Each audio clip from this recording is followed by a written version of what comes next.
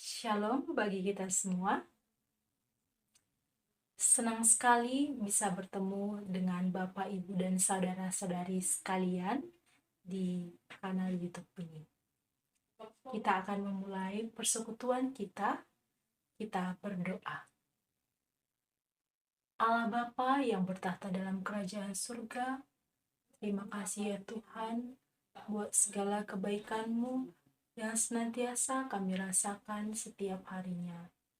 Sebentar lagi ya Tuhan, kami akan memulai ibadah kami.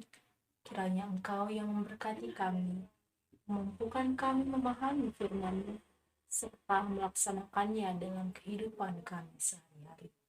Dalam nama anak-Mu Tuhan Yesus Kristus, kami berdoa dan mengucap syukur. Amin.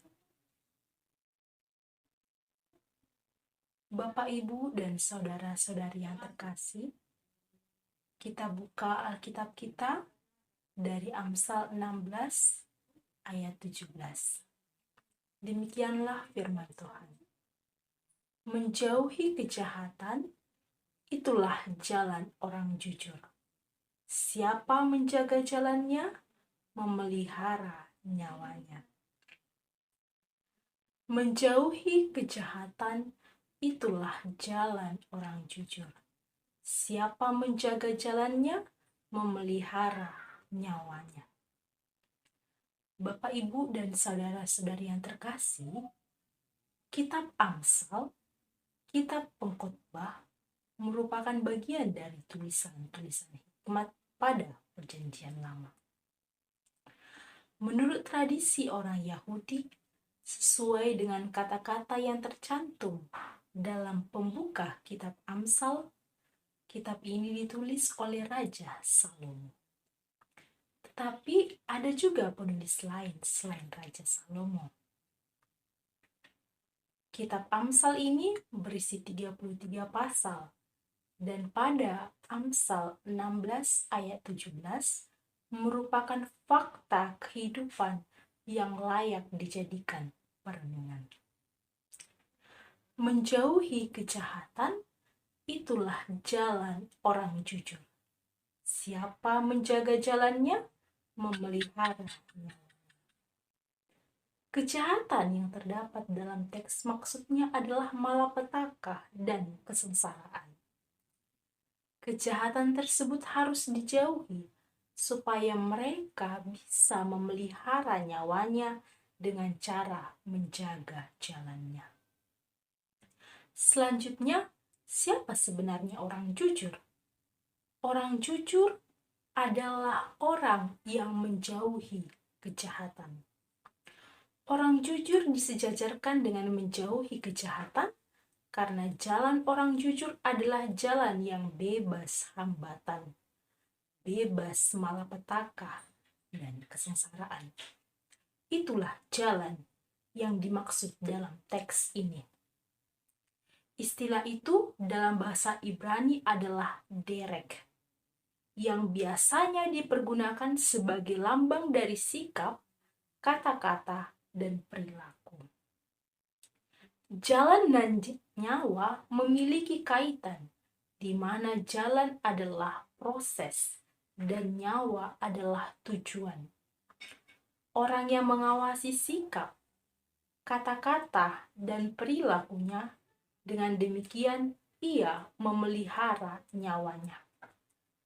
Banyak yang bisa didengarkan dalam kehidupan modern ini, khususnya oleh orang muda seperti orang muda Israel, yang pada zaman dahulu dengan mendengarkan pengajaran tentang sikap hidup dan tingkah laku yang baik, didasarkan kepada bimbingan moral yang benar, yaitu firman Allah.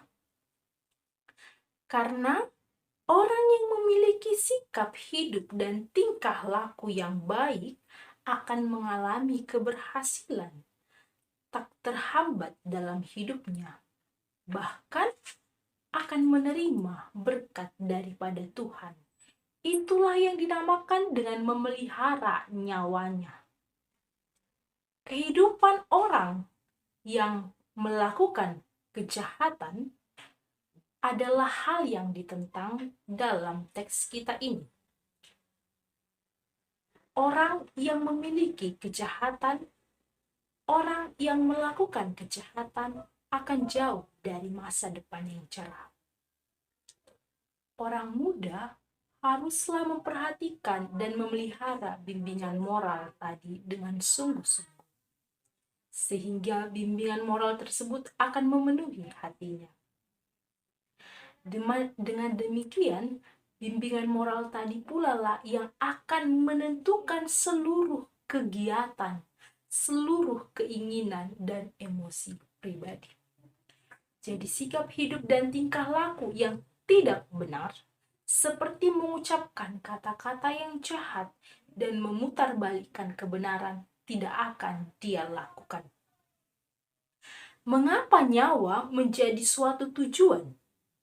Dalam pendidikan, kalau orang salah dasar, sampai akhir salah semua. Seperti yang kita ketahui, bahwa proses belajar itu dimulai pada masa kini dan masa depannya tidak akan bisa dikoreksi. Jadi orang jujur dalam ayat ini adalah orang yang memiliki hikmat. Bapak Ibu, hikmat dalam bahasa Ibrani adalah hokmah. Istilah hikmat ini berfungsi sebagai kata kunci dalam seluruh kitab Amsal. Istilah ini sering digunakan dalam seluruh perjanjian lama. Istilah ini juga mengalami perkembangan dari makna yang bersifat teknis kepada makna yang bersifat lebih religius. Karena itu, istilah ini memang bisa merupakan ekspresi dari pengetahuan, kepandaian, kecerdasan, baik dalam hal moral yang bersifat religius. Hikmat itu begitu penting dalam kehidupan manusia. Melalui teks ini kita dapat memahami bagaimana orang-orang di dalam perjanjian lama, di dalam hidupnya bisa belajar dari kesalahan, sehingga dia bisa sukses. Kemudian mengapa generasi muda perlu mendapat hikmat? Karena generasi muda cenderung mengandalkan emosi dan kurang melihat aspek-aspek yang ada di dalam dirinya. Aspek emosinya yang muncul, sementara aspek rasionya tidak dimunculkan.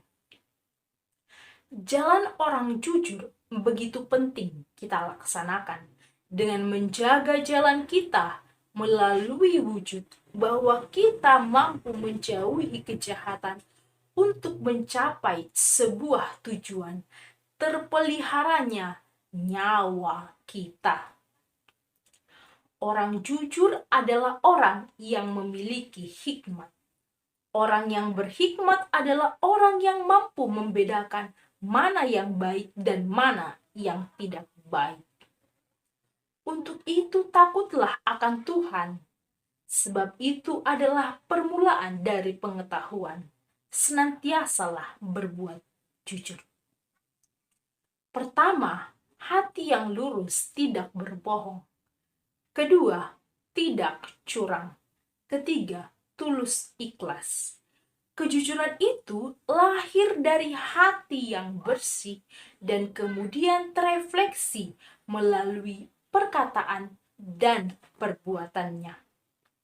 Pada masa kini, kejujuran itu sangat sulit ditemukan karena kebanyakan orang lebih mementingkan dirinya sendiri daripada orang lain dengan menghalalkan segala cara. Sebagai orang yang berhikmat, kita dianjurkan untuk selalu berbuat jujur dalam segala situasi dan kondisi. Sebab kita adalah orang yang percaya, yang dituntut untuk menjadi jujur di segala bidang kehidupan kita. Sebab tanpa kejujuran, kita tidak mungkin akan mengalami kebahagiaan dalam hidup. Oleh sebab itu, marilah kita bersikap jujur dan menjauhi segala kejahatan. Jalan orang jujur adalah menjauhi segala kejahatan. Dalam hal ini, hendaknya kita meneladani Yesus, di mana dalam perjalanan kehidupannya, ia mampu menjauhi segala kejahatan.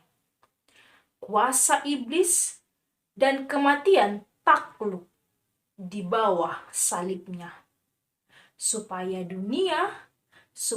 Bapak, Ibu, dan saya bisa selamat, marilah kita mengandalkan firman Tuhan, supaya Allah memberkati jalan kita, dan supaya kita bisa sampai di tempat yang Allah telah persiapkan kepada kita, yaitu kehidupan yang kekal.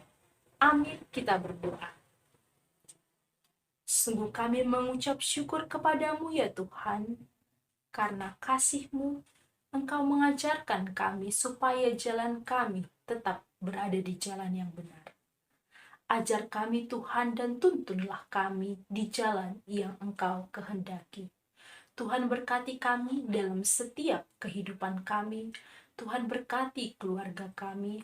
Tuhan berkati apapun yang menjadi kegiatan kami. Berikan kami kesehatan, berikan kami kekuatan, berikan kami hikmat dan pengertian, supaya kami bisa selalu mengucap syukur kepadamu dan melakukan yang terbaik dalam kehidupan kami. Ampunkan kami Tuhan dari segala dosa kami, agar kami layak menerima berkat-Mu. Dalam nama Yesus Kristus kami berdoa dan mengucap syukur. Amin.